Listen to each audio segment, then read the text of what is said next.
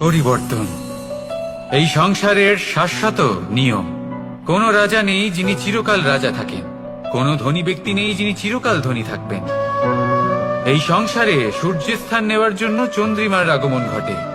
কোন স্থান যাকে পতিত বলা হয়েছিল সেখানে মহল তৈরি হয়েছে, কোন স্থান যাকে আজ মলিন বলা হয়েছে কাল সেখানে মন্দিরও স্থাপন হতে পারে।